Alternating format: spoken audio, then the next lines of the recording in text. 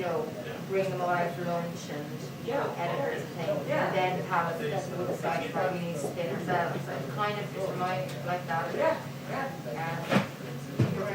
It's very unfortunate that it's over. I'm sorry, Ed. It's Totally forgot.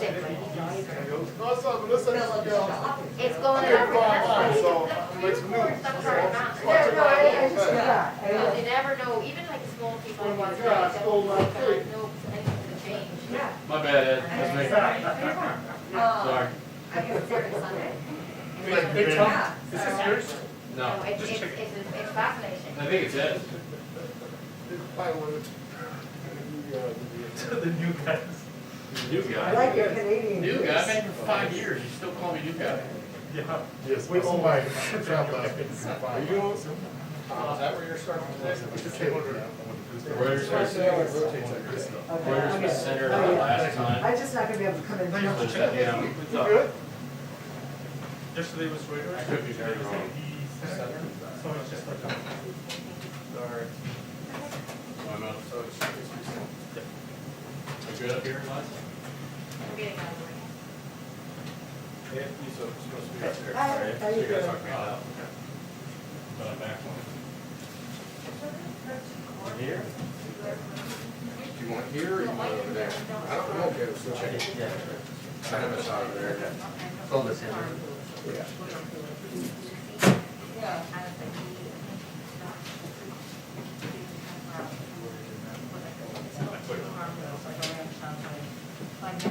Do you need this still plugged in? While it's going on? Oh, yeah, definitely. I will check it to see if you're on or not. I'm always on. I'm live. You're live? Yeah. Like, that's what Canadians even are kind of different. Yeah. And that we're considered US because Oh, are you? Oh, that's so you're covered at estimate. Yeah, they've been expanding it to America. Yeah, I know, I didn't quite out of it, that one, so I'm not.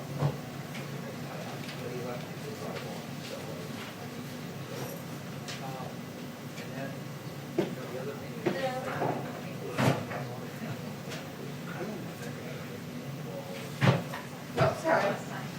Look at this. Thanks. It's nothing wrong with this stuff, all right?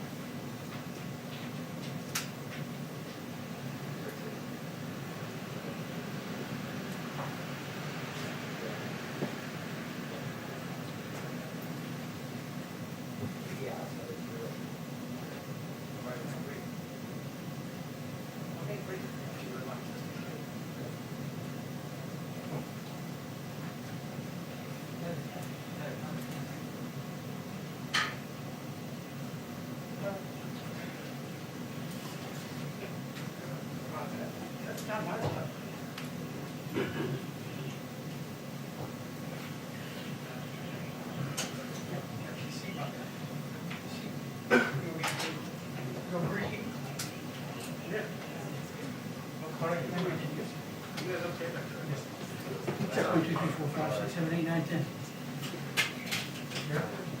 And you won't hear me here. Test 1, 2, 3, 4. You don't hear me here. That's correct. All right, very good. Thank you. All right, bye.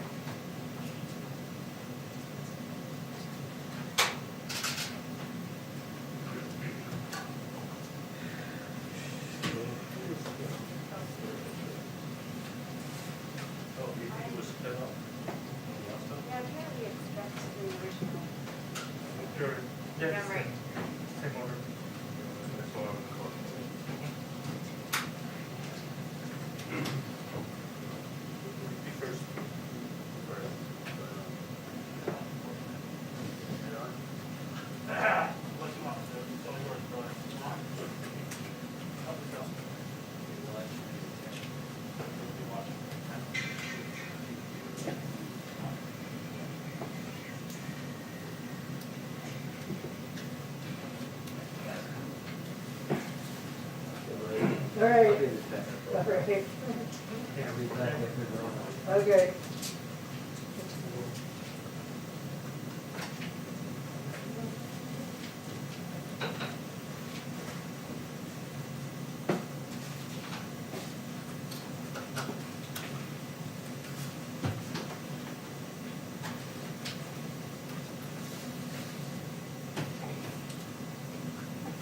Just want to make sure I could get you. I'm good. Was it your birthday? No. No, okay. Sure. How are you? That's baby. She's 2 now. Oh. Not so much a babe, Yeah, not so much of it. but very fun. Seemed like it was yesterday. I know. So waddling around here. I know, my babe's almost 30. 2-minute warning on the press briefing. 2-minute warning on the press briefing. Thank you. I know, that feels like it was yesterday.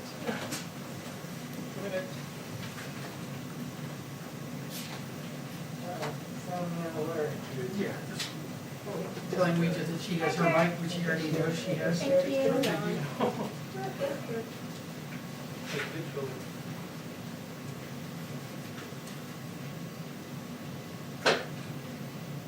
Hello, how are you? Oh, thank you.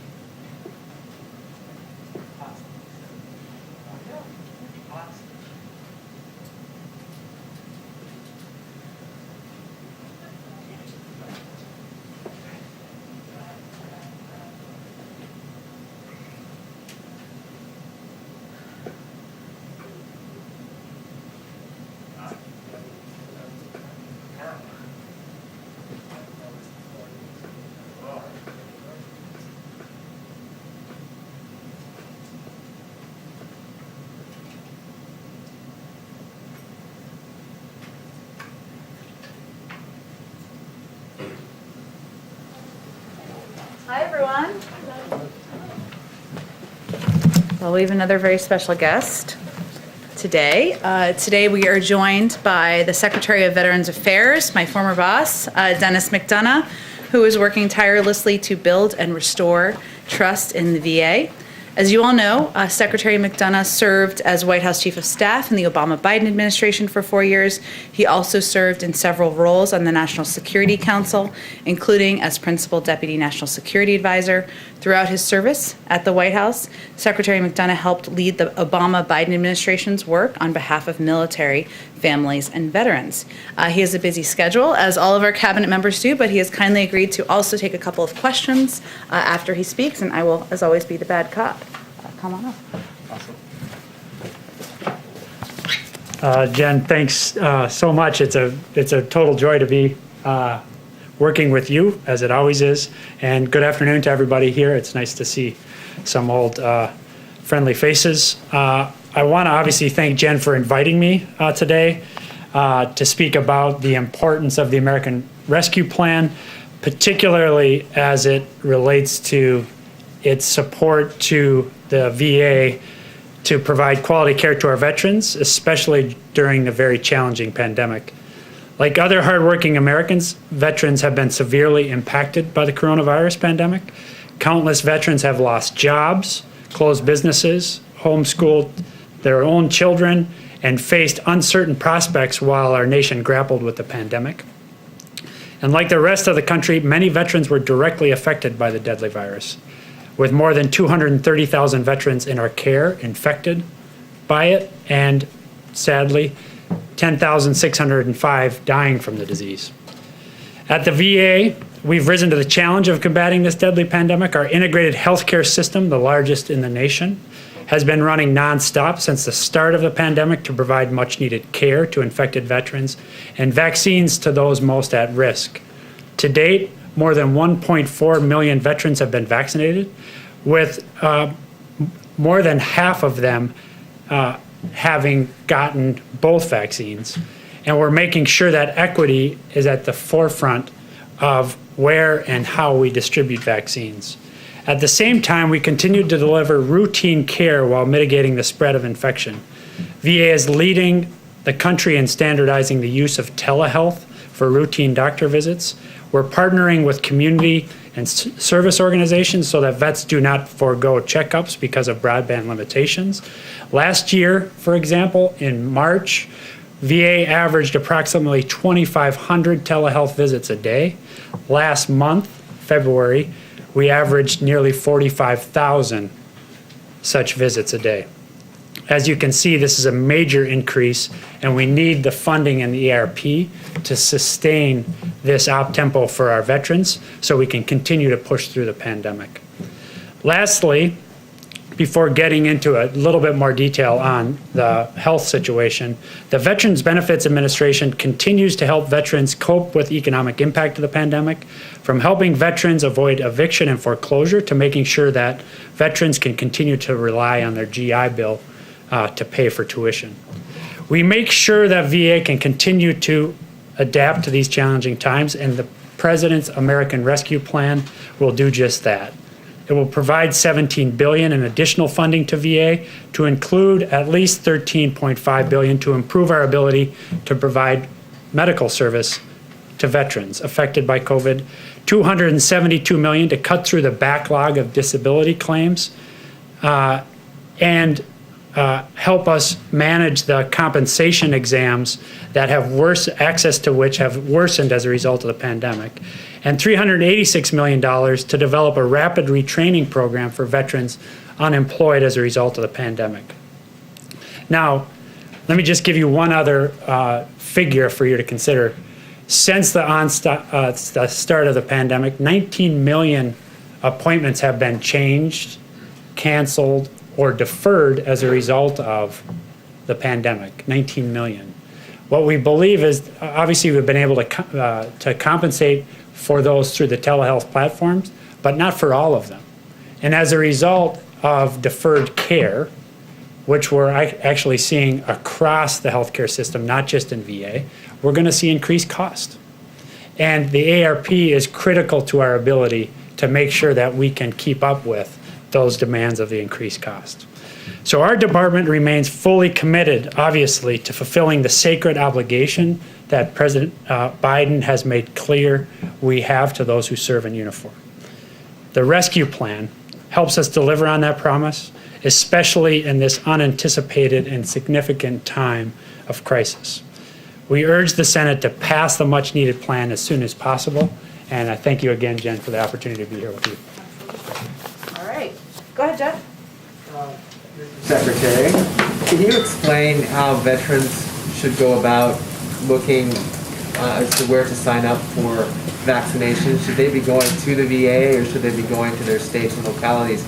It's certainly been one of the trickiest parts of the vaccination process to figure out information on that. Yeah, so I want to start by telling, I think, what is a very positive story.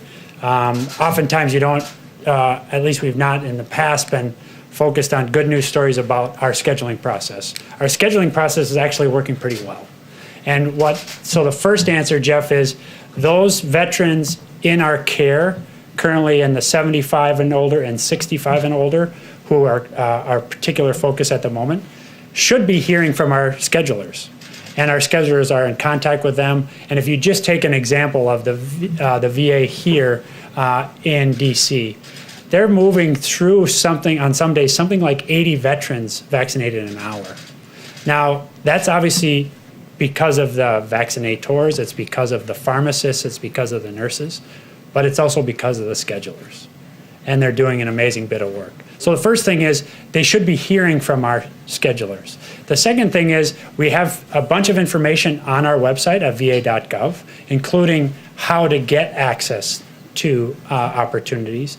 And then we're working also with VSO partners and directly with veterans through even my office, whom we're hearing from, to make sure that they have the most recent information.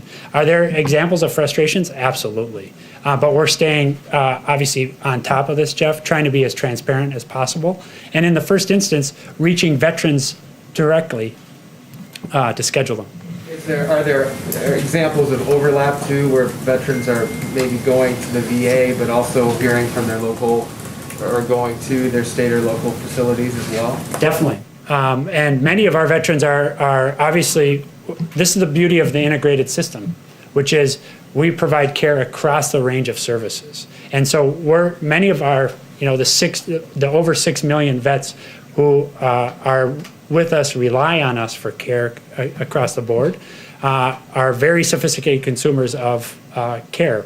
But then we have up to 9 million who are enrolled in the VA system, and they have choices, and we're seeing them make choices. But again, we are trying to be as affirmative and on the front foot as we can be, so that we're providing that kind of information. What I'm getting at, and sorry to ask one more, isn't there some inefficiency there that would be a problem? Like if veterans just knew we can get our shots from the VA, that will clear space at these other facilities for other people, and it would ideally give them priority at the VA. Yeah, and I guess my answer isn't that there's not overlap and that there's not competition. There obviously is.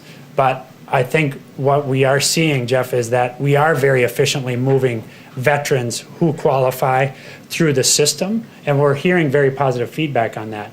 There inevitably is going to be some overlap, and that's what we're trying to get ahead of with forward contacting and also providing information as clearly as we can about dates and times for vaccinations, how those clinics are going to function, but also not have it just be a jump ball, actually have it be scheduled so we can efficiently get vets through the system. Thank you. Thank you, Mr. Secretary. Can you talk about what the biggest challenges are in getting as many veterans vaccinated as possible? And secondly, is a part of that hesitancy at all? Because I know Pentagon officials have said about a third of troops have not opted to get the vaccine. Yeah. So what are the challenges, and does that include hesitancy? Well, the biggest challenge is supply, and that's why we really need the American Rescue Plan. You've heard the president say this, you've heard Jeff Zients say this, you've heard Jen say this. We have more demand right now than there is supply. And that's notwithstanding the fact that the COVID coordinator, the president, have really cranked up supply week on week, including with these several innovative actions even over the last several days. With Johnson & Johnson and enhancing the manufacturing capacity. So the big challenge for us is supply. From what I hear from our docs is from the moment we get it, our allotments are in arms within 2 to 3 days. Okay, so I think that's a pretty remarkable throughput. Now on hesitancy, our lead doc on this testified last week to Congress that, in fact, we're surprised that hesitancy is less than we feared. Now, that doesn't mean that we're not going to confront it. But right now, we're seeing significant demand, that demand outstripping supply, and that demand consistent across categories. In fact, our performance among Black vets, Latino vets, and white vets is pretty consistent, if not outperforming in Black and Latino vets, white vets uptake. Nevertheless, this is going to be a problem going forward, so we're working very closely with our VSOs, very closely with Congress, and then very closely to tell the story of the more than 1.4 million vets who have gotten vaccinated to date. We're talking about what that experience has been, which is overwhelmingly positive. But we need the funding from ARP to get this done. Follow on the supply, is there a set amount that you're getting every week from the administration, and have you asked Jeff Zients to increase that? There is a process, well-established process that's run through the interagency, so we get our allotment every week out of that process. We then channel it out to what we call our VISNs, which are our regional setups across the country, based on their population of the target populations. So we have a very straightforward, transparent process by which we get our allotment and dish it out. Now, I think the question over time is, we're trying to demonstrate at VA that we're very efficient at moving it through, in the hopes that as there's extra, that it comes our way. So for example, about 3 weeks ago, there's 200,000 doses. That was additive to our allotment. And we, as with everything else we're getting, we move that quickly through the system into vets' arms on a very clear, efficient process. Thank you. On another topic, as the Capitol's on alert today, I wanted to ask you about the veterans who played a role in the January 6th attack. We've seen 30-plus veterans be arrested for participating. We see these militia groups that are actively trying to recruit veterans. What, if anything, can the VA do? Are you considering doing to try and combat some of this? Yeah, so I also, just to fill out the story, I also saw veterans on that day, including members of Congress who were veterans doing remarkable things, including members of the DCPD and the Capitol PD, veterans doing remarkable things. And so I think it's a full picture there that underscores that basically veterans continue to play a critical role in the country even after they retire from active duty, and we're very proud of that. As to the questions you raise, we'll take a look at that. We don't have anything specific to announce now, but again, I want to make sure that we have a full picture of things like remarkable members in the House. Mr. Gallego is one who comes to mind. Senator Cotton in the Senate. These people taking concrete action in support of democracy on the ground that day, they're vets too. Phil? Thank you, Mr. Secretary. Two, if you don't mind. The first one, COVID related. You talked about missed appointments and kind of what COVID has taken away. When it comes to suicide, what is the VA doing right now tangibly to reach out to veterans proactively? Not just messaging campaigns, though I know those are important, but to proactively reach out to veterans to ensure that needs in that general area are being met. Yeah, it's a major priority for obvious reasons, and it's heartbreaking. Any individual suicide is absolutely heartbreaking, and we're very focused on reducing these. The most important set of lessons I think we have to draw from is the availability of telehealth platform. Demand for mental health services is up. I think that's a good sign because it speaks to the fact that stigma is being reduced. However, there's still too much. And that is part of, that's the first half of the answer to your question, which is we're not just passive waiting for vets to come to us. We're also then working with our providers and with local communities to ensure that we have a good sense of at-risk vets and that we're establishing contact and ways to be in contact with them affirmatively. Lastly, Congress has given us additional authorities on this, and we're going to use them. The Hannon Act was just enacted. In fact, I was just speaking with Senator Bozeman from Arkansas about this earlier this week. He and Senator Tester spent a lot of time on this question, giving us new authority to make grants in local communities using local providers who know their communities best to ensure that we're providing assistance to those vets, at-risk vets, and making sure that we're doing things like reducing the stigma. So that's what we're doing, Phil. And then just real quick from a policy question, I know this came up during your confirmation hearing, but do you have a plan right now to either reverse or significantly revise the community access standards through the VA Mission Act? I don't have a specific plan on that. I'm very in active discussion with people like Senator Moran, Senator Tester, Senator Sanders about what we're seeing. We're also beginning to get data about last fiscal year, what happened in the community. This is the data we're getting now is pre-COVID, so basically first quarter and a half of FY20.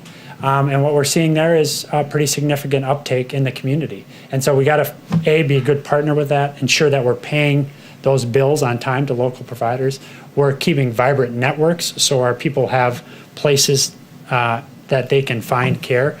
But we also have to be really careful that we're also maintaining investment in the integrated system of the VA itself. We have to recapitalize that and make sure that these institutions, many of them over 50 years old, are brought up to speed. The ARP will be important to that too. Things like new HVAC, new air control systems, zero pressure rooms, so we're not moving that virus through the hospital. Those are all things that are going to be enabled by the ARP, and that's why we really need the Senate to get this done. All right, let's do the last question. and then we'll have to have him come back. Go ahead. Thank you, Mr. Secretary. At the top of your remarks, you mentioned the importance of keeping veterans in their homes. The moratorium on forbearance and foreclosures, of course, was extended through June. Yes. Do you think it should be extended further? Well, we'll take a look at that, and we're taking a look at a lot of those things. Incidentally and importantly, in the ARP is additional funding for homelessness programming. We know that this continues to bedevil us as a country. It's an outrage any night that any vet is homeless. We're, over the last 10 years, down 50% on those numbers, but they're creeping back up as a result of the pandemic. And 50%, while progress, is nowhere near where we need to be. So we need that funding in the ARP. Thank you so much, Secretary McDonough. Thank you. Have to come back. Yeah, thank you very much. It's great to see everybody. Thank you. All right, a couple of other things at the top.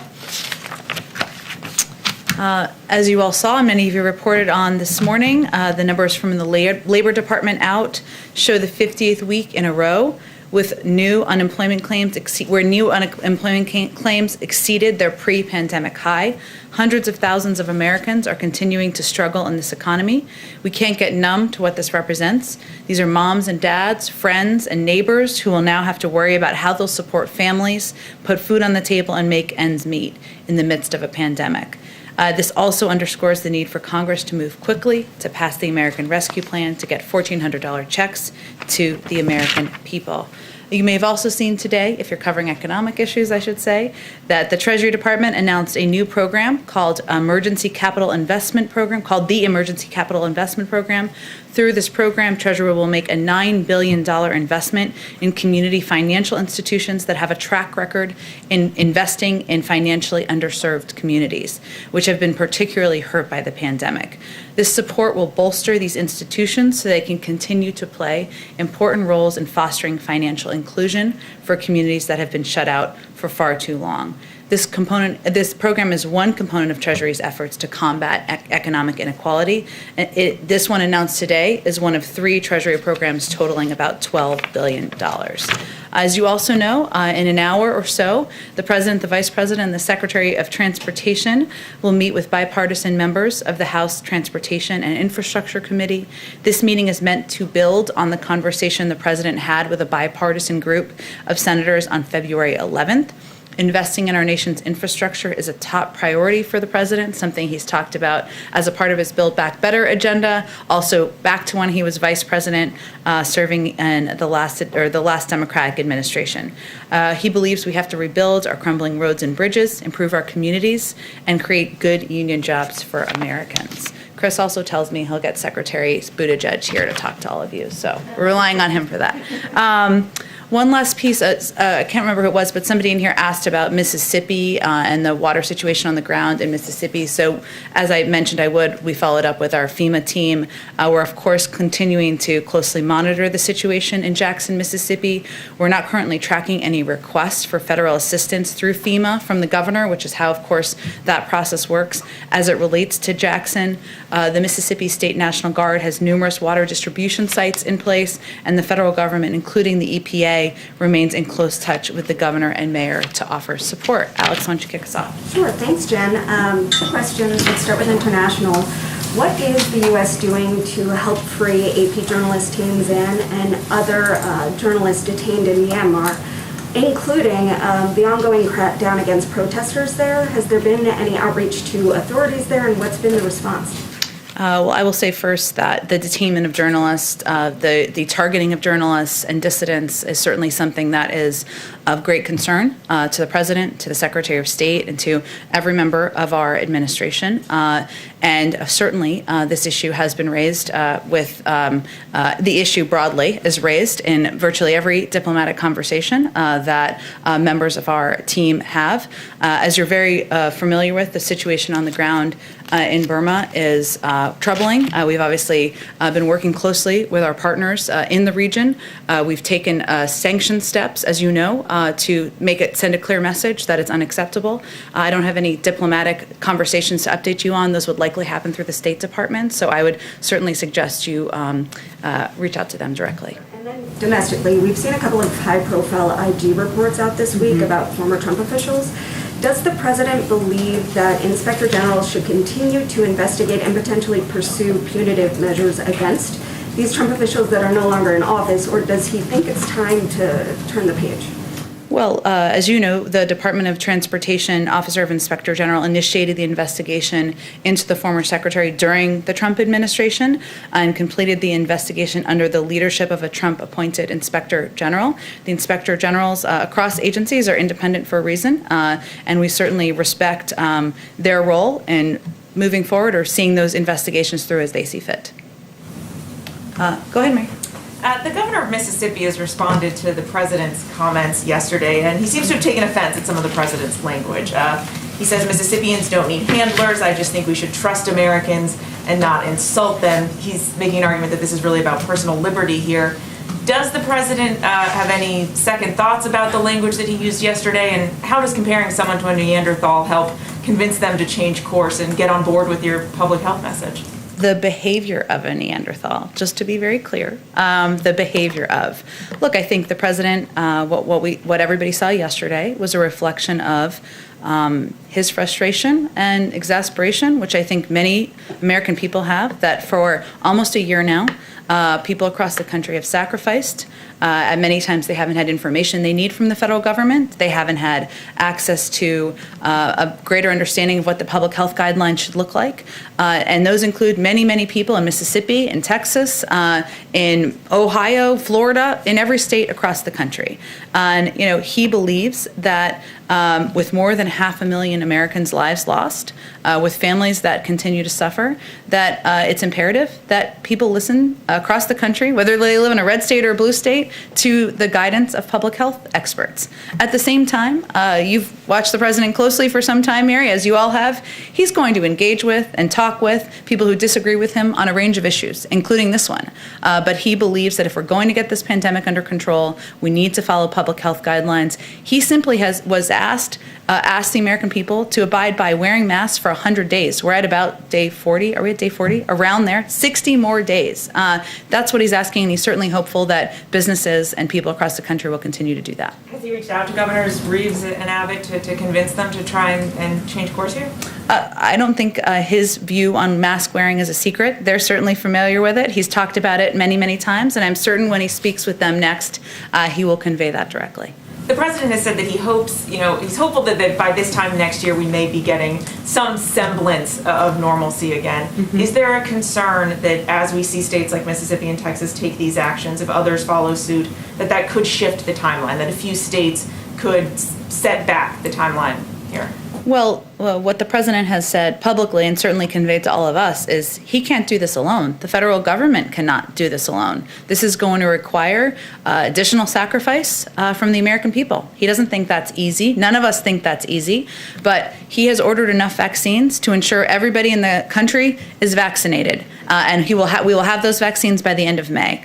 But it will require ongoing social distancing, ongoing mask wearing, as we've been talking about, and it will also require the American people getting the vaccine. He can't force individuals to do that. So he can just project the recommendations of public health officials. He can take steps, as he has over the last couple of days, to ensure that communities are prioritized, who are playing key roles in society. But he can't do it on behalf of the public, and it is going to require the public to play an important and vital role here, too. Just one question on vaccines. The president has been pretty critical of the prior administration's handling of this pandemic, saying you inherited a mess here. But when it comes to vaccinations, you are following some of the same playbook here. So does the prior administration deserve some credit for laying the groundwork?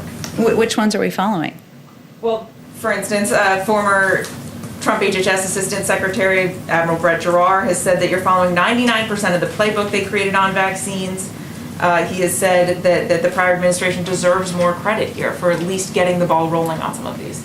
I don't think anyone deserves credit when 500,000 people in the country have died of this pandemic.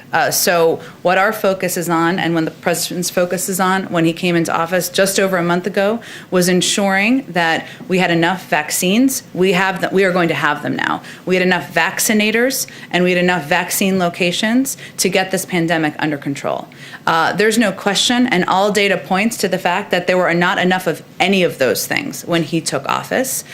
We are open-eyed about about the challenge we continue to live under, and that's why he has been focused every single day and doing everything possible to get the pandemic under control. But there were shortages in all those areas, which were preventing us from moving forward on getting the pandemic under control. Go ahead. I have a couple on the COVID bill, but to start with, the previous administration put an end to regular reporting of specific troop levels in Afghanistan, Iraq, and Syria. I understand this is the Pentagon's bailiwick, but will the president commit to once again reporting specific troop levels in those 3 countries under his administration?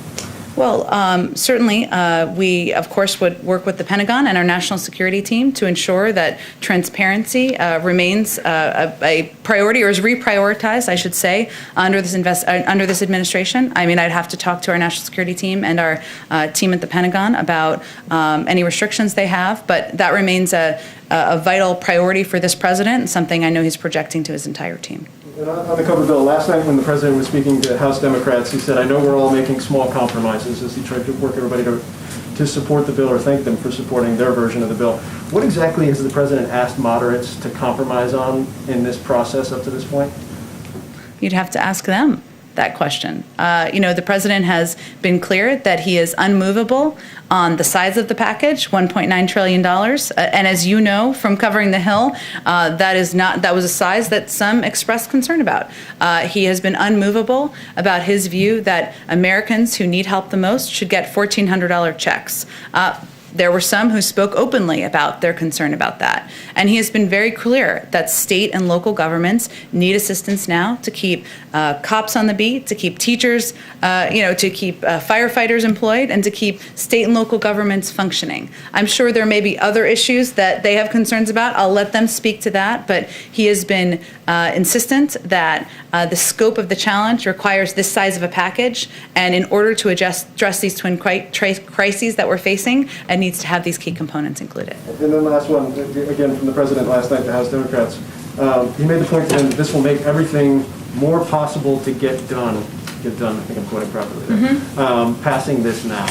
Is that the kind of theory of the case here? You get this done at this scale, and all of a sudden some of the difficulties you may have in the U.S. Senate become less so because people see that you were able to produce? I just want to make sure that I understand kind of his thought process going forward. I'm not sure what the context of that comment was. Can you tell me more of the context of it? Yeah, I don't have the full thing in front of me. Sorry about that. I was just struck because he said, I will paraphrase. I promise I'm being accurate when I paraphrase this.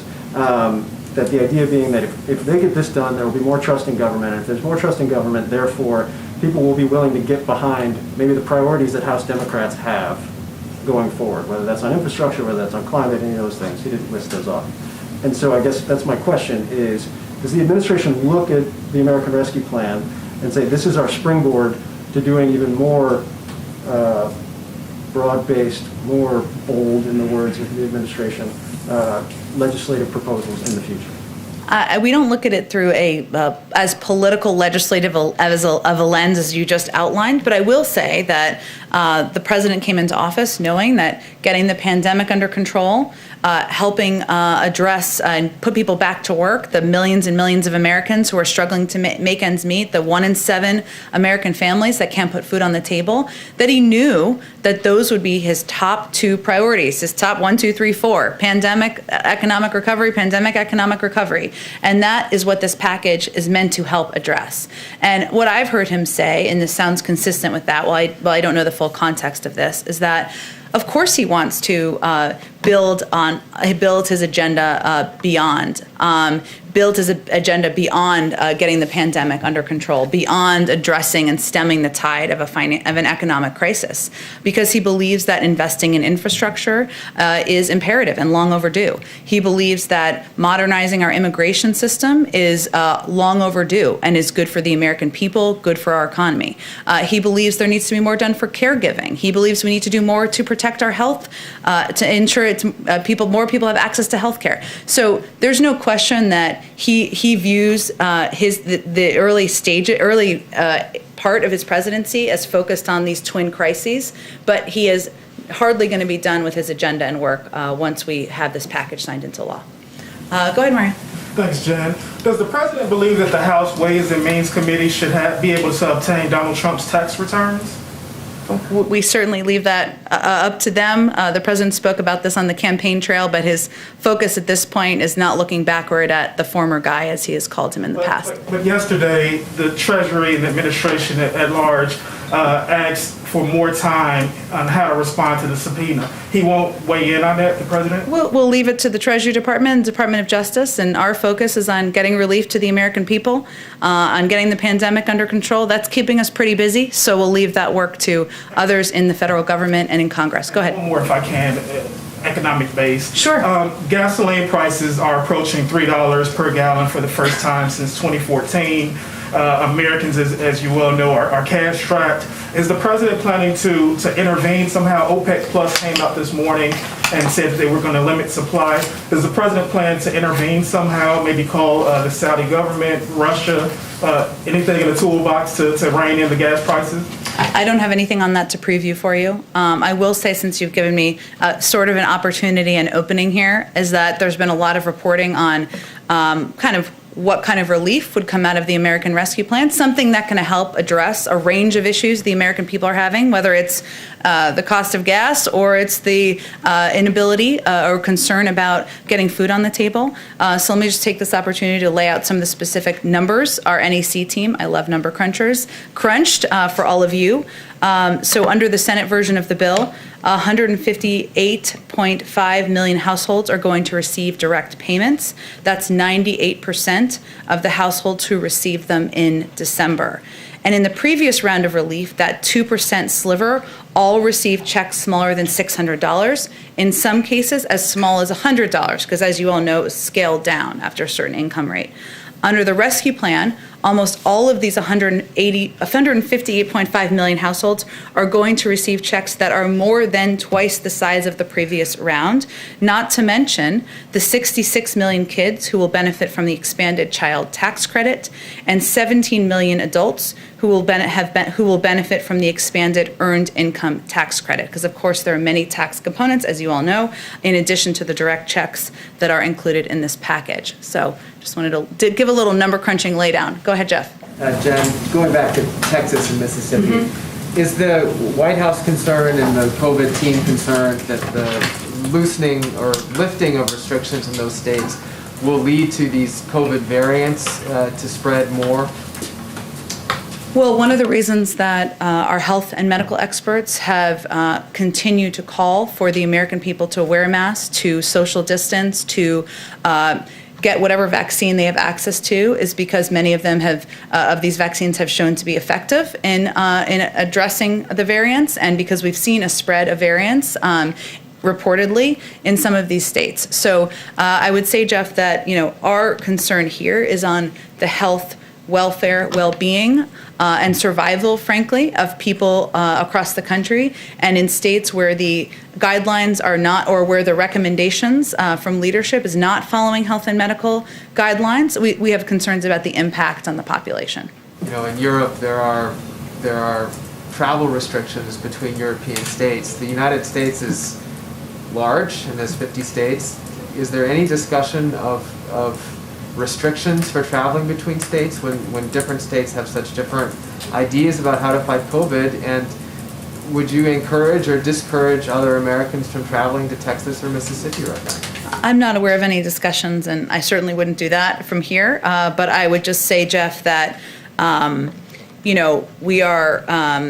we are going to continue to use every method of the bully pulpit at our disposal to convey directly to people living across the country, including in many of these states, that mask wearing, social distancing, getting access to the vaccine is the path to go back to normal. And that is how we are going to get it done, and how the American people can return to, believe me, I'd love to take my kids to birthday parties and to parks and to go to a restaurant. I haven't been to one in a year.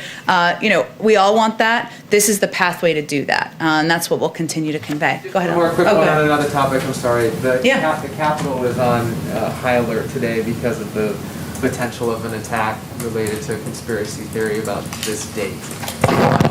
Is the White House taking any additional security measures, and can you share any intel or readout about what you know about the threat? Well, let me first say, Jeff, that on the specifics of today's threats, the FBI and DHS have warned that the threat from domestic violent extremism, particularly racially motivated and anti-government extremists, did not begin or end on January 6th. And we have been vigilant day in and day out. Our national security and homeland security team has been since then, in part because we are witnessing a years-long trend of false narratives fueling violence, and the current heightened security environment in the national capital region writ large is an illustration of that. I'm not going to outline any security steps from here at any point in time, but I can say that our team is, of course, our team, the president personally remains deeply engaged in tracking these threats and receiving regular updates, as he does from his team, about threats, of course, but about incidents happening across the country. It's something he is personally engaged in. It's reflected in the comprehensive review he ordered in his first week of the job. He's also a diligent and eager consumer of intelligence, and as you'd expect, appropriate elements of the intelligence community and law enforcement are providing a steady pace of information and analysis on a regular basis on domestic violent extremism in the country. Go ahead. Thank you, Jen. As more people are getting vaccinated every day, there's still a lack of clarity about what they should and shouldn't do. And we have reported that the CDC guidance for them was supposed to be released today, but that's no longer happening. Do you have any guidance about why not and when Americans should expect to see recommendations?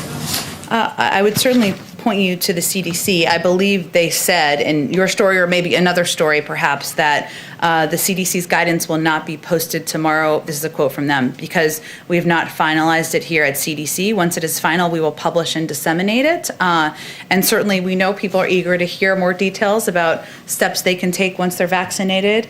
And we certainly think that once people have a sense of that, hopefully, and we'll see it when we see it, it will hopefully encourage people to get vaccinated as well. But they're on their own timeline, and we'll wait to see when they're ready to put out that guidelines. So the White House has not seen them yet? I'm not aware of the White House reviewing the guidelines, no. And then on Texas, Governor Abbott said that the Biden administration must stop importing COVID into the country because he claims that COVID positive migrants are being bused into Texas and then sent to other places in the country. Do you have a response to that? And can you elaborate on what the government is doing to test migrants, if anything? Sure. Well, we're about facts around here. That is not factual. So let me give you an overview of what happens. When migrants are placed in alternatives to detention, their COVID-19 testing, our policy is for COVID-19 testing to be done at the state and local level and with the help of NGOs and local governments. And that certainly is something that our policy is to have that be done, concluded, before they are even moved to go stay with family members or others they may know while their cases are being adjudicated. And of course, our guidance to anyone, regardless of status, is testing positive for COVID-19 or experiencing COVID-like symptoms is, to social distance, to wear a mask, and seek medical attention as needed. But, in general, our approach and our policy is to work with local governments, work with NGOs to have testing, to ensure these migrants are tested, and that can take place, and that steps for isolation, quarantining, and medical care can be taken should that be needed. Is there a reason why the burden is on state and local jurisdictions to do the testing and not the federal government? Well, many of these NGOs have stepped in to help ensure that these steps can be taken. Many of these NGOs have also, if quarantining or isolation is needed, have even reserved hotel blocks in some cases, and you certainly have to talk to some of them about the steps they take. But obviously, their assistance allows the federal government to, work with local communities to get this done. Thank you. Just one more question on migrants, specifically unaccompanied minors who continue to come to the border every day. We've reported that 96% of the HHS beds are already accounted for. Is the administration planning to open new influx facilities specifically for these children? and maybe at military bases or installations like we've seen in the past? Well, I'm not in a position to confirm the specific numbers. I can say that there are, of course, a large number of unaccompanied minors who are coming across the border. And as you know, because we've talked about it in here, we believe that the humane approach is to treat these kids with humanity and ensure that they have a safe place to be. Well, I don't have anything to preview for you in terms of considerations underway at this point in time, but obviously we recognize that with the number that are coming in and the limited facilities we have and our desire to abide by COVID protocols, that it's a policy process that is imperative and a priority for this administration. Go ahead. Senate Republicans have made pretty clear that they intend to block major Democratic legislation. Given what the president has said about that, has he given more thought to the filibuster and making changes to that? Is he having discussions on that front? Which piece of legislation are they intending to block? HR 1, policing reform, there's some union-related legislation that the House is looking at next week. Well, our view is that voting rights, addressing needed reforms of unions, that moving forward on a number of long overdue policy efforts by Congress is too important to prejudge what the outcome will be. And we've certainly seen the threats by some in Congress, but we're going to continue to work to see if there's a bipartisan path forward. So he is not considering looking at the filibuster, pressing his Senate colleagues? His policy has not changed on that issue. He believes that there is a path forward to work with Democrats and Republicans to get business done for the American people, and he'll continue to make that case. And secondly, why hasn't the president signed the paperwork to raise the refugee cap? The State Department has been booking flights, but has since canceled those. Well, I would refer you to the State Department. I know that they have to have systems in place in order to implement policies like that, but we'll have more details on where things stand. And just lastly, on HR 1, it includes some restrictions on so-called dark money, secret money. The president, his allies have just formed an outside group. Will he instruct them to make those donors to that group public rather than keeping them secret? Well, I'm not sure he's in the position to instruct them. That's not the relationship we have, but he certainly can.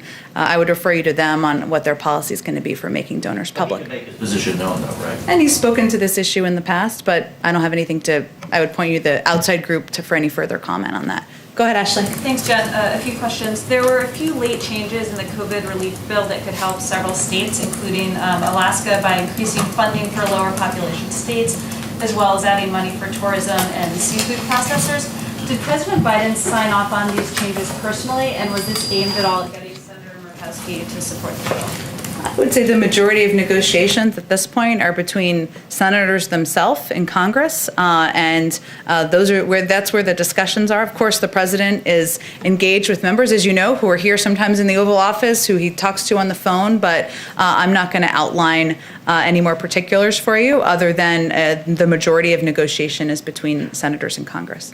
Schools, we know the administration's goal for the first 100 days. Can you talk a little bit about what the public should expect for the fall when the new school year will start, what the goal is and what the reasonable expectation should be? Well, we don't have new goals to outline, but I would tell you that now that we have a Secretary of Education in place, his number one priority is ensuring schools are open, that they're open 5 days a week, that schools have the information they need to put in place the mitigation steps. Obviously, we need the money from the American Rescue Plan to get that done in certain communities, but our objective is for schools to certainly be open. But is it fair, is it a reasonable expectation for parents and families to expect that kids will be back in what we think of as a more traditional classroom setting 5 days a week for the next grade in the fall?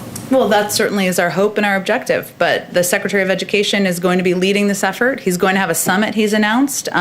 He's going to be working closely to help school districts work with them to implement these guidelines that have been put out by the CDC, and so I expect he'll have more to say on it. And lastly, how quickly does President Biden plan to move to name a replacement for Neera Tanden?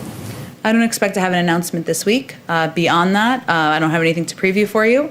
I would say our focus right now is on getting the nearly half a dozen cabinet nominees, including our nominee to be the Attorney General of the United States, through Congress, because those are essential roles we need to have in place leading these departments. As you know, he's nominated an incredibly qualified and well-respected woman, Shalanda Young, to be the deputy at OMB, and we're certainly hopeful Congress will move forward on that, and then she would be in a place to be the acting head while we go through the process of nominating a replacement for Neera. Go ahead. On the border, is the White House or the administration planning to ask FEMA to assist with the influx of children coming across the border? And if so, does that mean that you consider it an actual genuine emergency?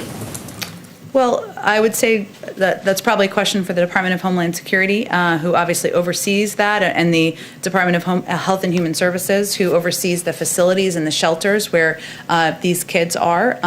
Certainly, one of our concerns is that there is, as we were talking about earlier, an influx of kids at a rate and a pace that is going to require us to, make considerations about where we're going to safely house them, and that is something that is under discussion in the administration, but I don't have any. I would just send you to them, who oversee the Department of Homeland Security, oversees the process. And in the current stimulus proposal, the child tax credit is expanded temporarily from $2,000 to $3,000. Would the president support making that expansion permanent, or any of the other temporary expansions in the bill permanent? Well, the president is interested in exploring options for making the child tax credit permanent as part of the Build Back Better agenda. He's been heartened to see bipartisan support for ideas like this, including from Republicans like Senator Romney. But we'll have more to say about all of that once we get the rescue plan passed. And just one more. The president has traveled back to Wilmington a couple of times since taking office. The CDC does still urge people not to travel for personal reasons. Obviously, presidential travel is very different than commercial travel, but should the president be doing more to set an example about personal travel during a pandemic? Well, the president lives in Wilmington. It's his home. That's where he's lived for many, many years. And as you know, as any president of the United States does, he takes a private airplane called Air Force One to travel there. That is, of course, a unique from most Americans, but I think most Americans would also see that as a unique circumstance. Go ahead. Thank you, Jen. So a group of 9/11 families sent a letter to President Biden this week, and they're asking that he declassify FBI documents that talk about the Saudi link to the September 11th terror attacks. Would this be something that President Biden would consider? I would send you the Department of Justice. And then another question. 4 years ago this week, President Trump announced that he was going to donate the first quarter of his salary basically back to the government. Wondering, obviously realize they have very different financial circumstances, but we don't know. We haven't seen his tax returns. That is true. I'm not sure. But will the president consider donating a portion of his salary either back to the government or to a charity of his choice? I'm happy to talk to him about that and get back to you directly, or others who are interested. Go ahead in the back. Hi, Suzanne from the Irish Times. Just a bit of change of tack. Given we're in March and less than 2 weeks away from St. Patrick's Day, I was wondering, what are the White House plans to mark St. Patrick's Day? We do know that the President Biden, is very proud of his Irish heritage, and just wanted to know, do you have any update on the plans for that? I don't have an update on specific plans, but the president has a special place in his heart for the Irish, as do I, and I expect certainly we'll have more details to share in the coming soon, given as you said it's 2 weeks away. Of course, any recognition of St. Patrick's Day would look different from past years, but we will certainly mark the day, and we'll have more to say on it as we get closer. And there's a second question on trade. This morning, the Biden administration suspended tariffs on UK exports as part of the Boeing Airbus ongoing dispute, but also on the trade on this area today, and there are continuing tensions around Brexit in Northern Ireland, and the UK has been accused of reneging on international law for the second time over a delay in imposing checks between Northern Ireland and Great Britain. Just those two aspects, in terms of a UK-US trade deal, where do two things stand now at the administration? Is a UK-US trade deal a priority for this administration? Or are they concerned? President Biden has said before that, and I quote, any trade deal between the US and UK must be contingent upon respect for the Good Friday Agreement in Northern Ireland. So that certainly remains the case. I will say, 'cause since you brought up, and everybody may not be following the suspension of tariffs news this morning, in a joint statement, the United States and the United Kingdom announced a 4-month suspension of tariffs related to the ongoing large civilian aircraft dispute, and the 4-month tariff suspension was agreed to ease the burden on industry and take a bold joint step towards resolving the longest-running dispute, one of the longest-running disputes at the World Trade Organization. And certainly, President Biden has been unequivocal, I should say, in his support for the Good Friday Agreement. This agreement has been the bedrock of peace, stability, and prosperity for all the people of Northern Ireland. We are also welcome cooperation between our British and Irish partners on the Northern Irish Protocol and the recent strong statements on these governments' full commitment to the Good Friday Agreement. The final one on the Boeing dispute. The fact that the UK has moved to suspend these tariffs on UK exports, is this a sign that the US is prepared to reach some kind of negotiated settlement with the EU on the tariffs on this very long-running disagreement over Boeing and Airbus? I don't have anything to preview for you on that. This is just, of course, an announcement made this morning. It was meant to de-escalate the issue and create space for a negotiated settlement to the Airbus and Boeing disputes. But in terms of additional steps, I don't have anything to preview for you. Go ahead. Thank you, Jen. You mentioned earlier on masks. You referenced the president's frustration and exasperation with people who are not following the science. It would appear that notwithstanding, there are still millions of Americans out there who are not following the science, so certainly in places like Texas, Mississippi, South Carolina, and other places. So I'm wondering, why doesn't the president consider ratcheting up his rhetoric beyond Neanderthal and personalizing his concern? Why doesn't he think about saying, folks, here's the deal. If you don't wear your mask, people are going to die because of you. That would certainly get people's attention. Well noted. I will say the president has been clear that if people wear masks for 100 days, 60,000 lives could be saved. And he has been clear. He did a whole PSA during the Super Bowl about it, about the benefit and impact of mask wearing. He also, though, does not believe that people of any state or any American should be hurt by the guidance of their leadership. And so that's why he's spoken directly to the American people. We all are trying to, about the impact of mask wearing, of social distancing, and of taking the vaccine when people can have access to it. Go ahead in the back. To the EU and China, what does the president expect from the Europeans in terms of confronting China, which he calls a strategic competitor? And how does the president see the EU-China investment deal which they struck shortly before he took office? Well, I will say first that in the president's engagements with leaders in the European Union, which were many of his first and early discussions, the relationship with China and working together in partnership and in lockstep was certainly central to all of those discussions. In terms of the specific trade agreement or negotiations, I guess I should say, that was announced shortly before he took office, I believe we spoke to that at the time. I don't think I have anything new to preview or convey to you about that. Thank you, Jen. Oh, sorry, I didn't get to one person. Sorry, Alex, go ahead. I appreciate it. Two questions. First of all, wanted to ask about something we're hearing from a lot of Republican senators on some of the nominees at EPA and Energy, is the idea that they oppose them not necessarily because of the nominees themselves, but because they believe they'll be taking orders from White House advisors Gina McCarthy, John Kerry. Just wondering if you could respond to that and talk about how the White House envisions their role in relation to the actual Senate-confirmed heads of those agencies. It really depends on the agency. As you well know, some are independent, some are not independent. Obviously, anyone who's a nominee to lead a cabinet agency that is not independent is there in part to deliver on the agenda and the policies of the President of the United States. And they certainly know that when they walk into the jobs. But he also welcomes debate and welcomes proposals and welcomes ideas on how to address the various crises we're facing, including the climate crisis. So it really depends on who you're speaking to or who you're speaking about. I think the president's feels confident that his nominees across the board are qualified, they're experienced, they're prepared to do the job, and he's eager to have his team in place and hopeful that the Senate moves forward to confirm the remainder of his nominees. And then if I could also, any White House reaction to Microsoft and this hack that they're talking about, is the president taking any steps, being kept up to date, being briefed on this? I'd have to talk to our cyber team about that and see if there have been any updates or briefings on our end.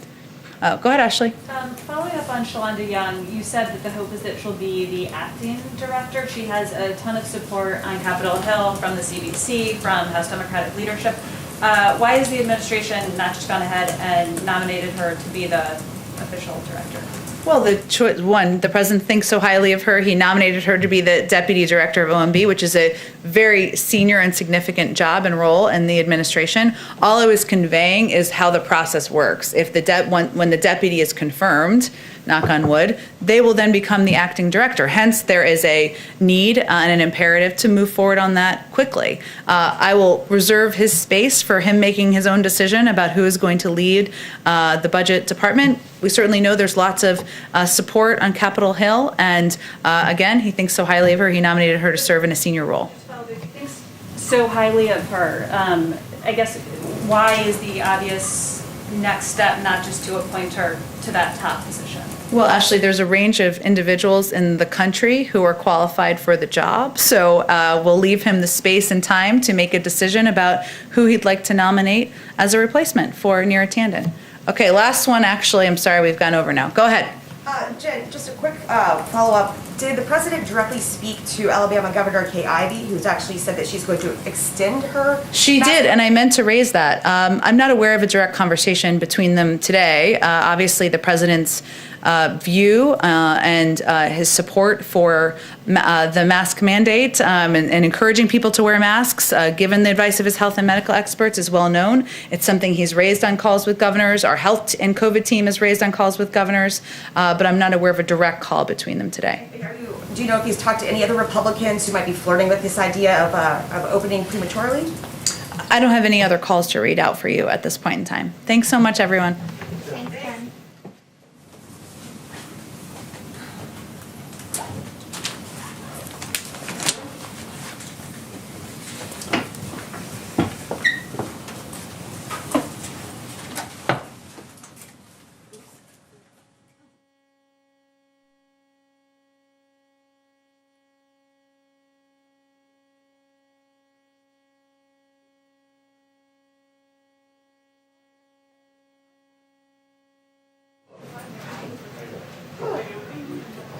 Good seeing you, Ashley.